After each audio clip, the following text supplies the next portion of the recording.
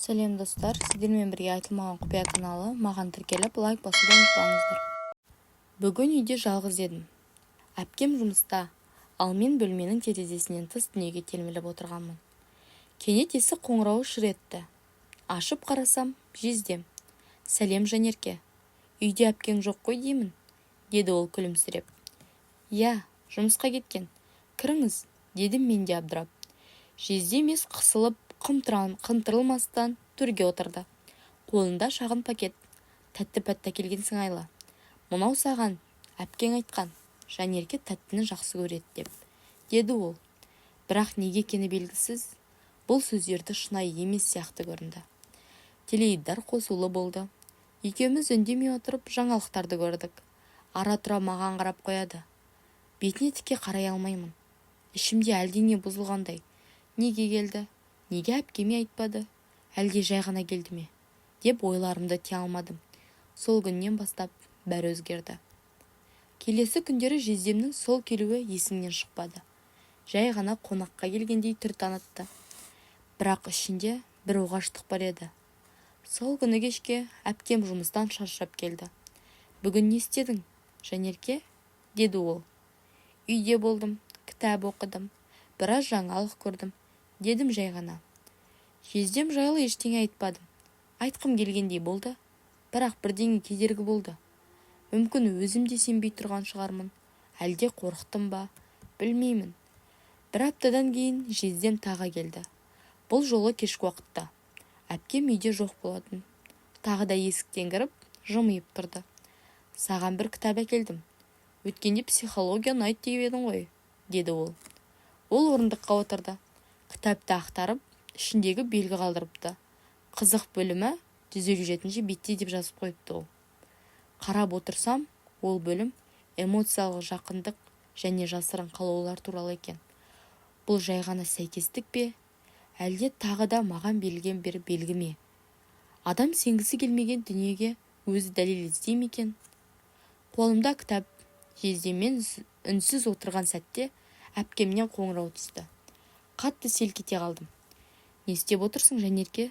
Деді әпкем жайдары дауыспен. Оқып отырмын, дедім мен де қысқа қайырып. Телефонның ар жағында әпкем, ал қарсы алдында жездем. Бұл сәтте өзімді бір опасыз сезіндім. Бірақ ештеңе болып жатқан жоқ қой. Бәрі дұрыс сияқты. Іштей өз-өзімді ақтап отырмын. Жездем кетіп бара жатып, мен сені түсінемін, Жанерке. Қалағаның тыныштық қой. Кейде мен де сондай адаммен сөйлескім келеді, деді ол. Бұл не сөз? Не үшін айтты? Көңіл бөлгісі келді ме? Әлде мені шатастырғысы келе ме? Сол түні ұйықтай алмадым. Жүрегімде екі дауыс. Бірі ол әпкеңнің күйеуі емес пе? Тоқтат десе, енді бірі сен ештеңе істеген жоқсың. Тек сөйлестің, деп жұбатты. Таңертең айнаға қарап тұрып, өзімді жат адамдай көрдім. Неге жездем менімен сөйлескісі келеді? Неге маған ғана осынша жылы? Келесі кездесуді қалап тұрмын ба? Әлде қорқамын ба? Айыра алмаймын. Ол енді жиі келетін болды. Әпкеме айтпай, келіп шай ішіп, кітап оқып, әңгіме айтып, кейде үнсіз отыратынбыз. Бірақ сол үнсіздіктің астарында не жатқан екеуміз де білетінбіз. Бір күні ол маған қарап, сен менен қорқасың ба? Деді. Жоқ, бірақ сен мені шатастырасың, дедім ашық айтып.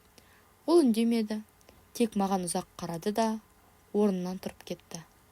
Бір күні ол ашылып сөйлей бастады. Өзінің әпкеммен ара қатынасы жайлы айтты. Суып кеткенін, махаббат жоғалғанын, бірақ балалар үшін бірге тұрып жатқанын. Сен мені тыңдайсың, сен мені түсінгің келеді.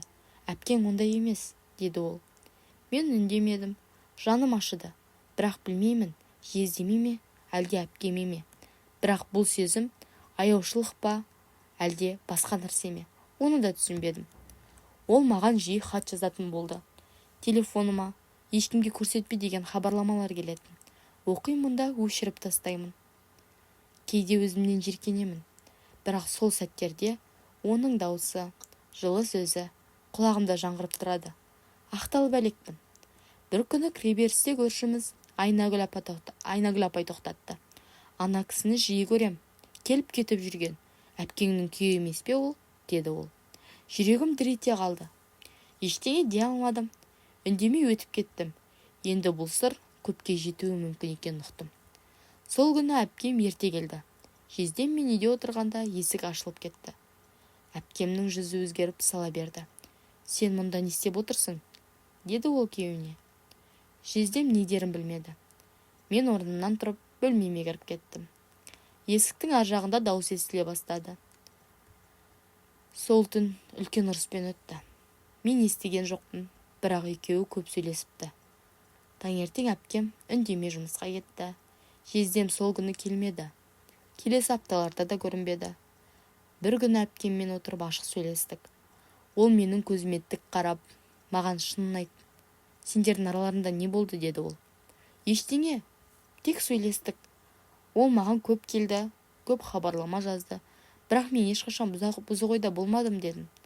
Сөйлесуде кейде сатқындық болуы мүмкін, Жанерке. Сен соны білесің бе? Деді ол ауыр тыныстап. Кейін әпкем мен жездем бөлініп кетті. Кетіп бара жатып, мен сені кінәламаймын, бірақ бәрі басқаша болу керек еді, деді маған. Сол күні мен алғаш рет өз-өзімді кешіре алмадым. Жездем де жоғалды, хабарласпады. Мен де іздемедім. Әпкем басқа қалаға көшіп кетті. Үйде енді үнсіздік, әр бөлме естелік, әрбір сәт өкініш. Бір жылдан кейін мен университетке түстім. Психология мамандығын таңдадым. Мүмкін өзімді түсіну үшін, мүмкін өзгелерге көмектесу үшін. Ол оқиға менің өмірімді өзгертті. Ар-ждан, сенім мен кешірім, бәрін сол сәттерден үйрендім. Енді ешқашан ешкімнің сенімін аяқ асты етпеуге өз-өзіме серт бердім. Өз-өзіме уәде бердім. Себебі шындық кеш келсе де, оның ізі өмір бойы қалады екен. Солай мен университетте оқып, өзім жаңа өмір бастауға шешім қабылдадым. Солай университетте жаңа жігітпен таныстым. Әпкемде бірер жылдан кейін басқа күйеуіне үйленді. Ол жездем өте керемет. Ақ көңіл адам. Маған артық сөз де айтпайды, артық қылық та көрсетпейді. Келіп, кетіп, өзінің әпкеммен келіп кетіп жүреді. Мен де өзіме жаңа орта таптым, жаңа достар таптым, жаңа жігіт таптым. Солай мен өзімнің жігітіммен бақытты, әпкем жаңа күйеуімен бақытты, керемет болып кеттік. Бұл оқиғаға сіздердің көзқарастарыңыз қалай? Сіңілдеріңіз сіздерге осылай жасаса, сіздер сіңілдеріңізді кешіріп, ештеңке болмағандай ары қарай жүре ме едіңіздер? Немесе күйеуіңіз? Бірақ ешкімде бұндай жағдай қайталанбасын. Бұл өмірден алынған шынайы оқиға. Сау болыңыздар. Маған тіркеліп, лайк басуды ұмытпаңыздар.